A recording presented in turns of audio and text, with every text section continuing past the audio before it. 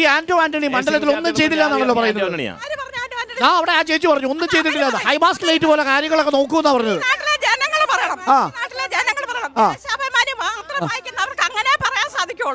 താങ്കൾ പറയൂ, ആന്റോ ആന്റണി മണ്ഡലത്തിൽ കൊണ്ടുവന്ന 2 നേട്ടങ്ങൾ പറയൂ. സ്റ്റാൻഡ് അല്ലാതെ ഏതൊക്കെ 2 പറയൂ. ഇവിടെ സൂചിപ്പിച്ചല്ലോ, കേന്ദ്രീയ വിദ്യാലയം ഒരു ജില്ലക്ക് 1 മാത്രം കിട്ടുന്നിടത്ത് 3 കൊണ്ടുവന്നു. ശരിയാണോ?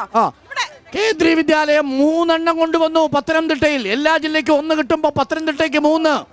ഇവിടെ പത്തനംതിട്ടയ്ക്ക് മാത്രമല്ല, ഇവിടെ ഭാരതത്തിൽ മൊത്തം നേഴ്സുമാരുടെ വിഷയം പാർലമെന്റിൽ അവതരിപ്പിച്ച ഏക MP ആന്റോ ആന്റണിയാണ്.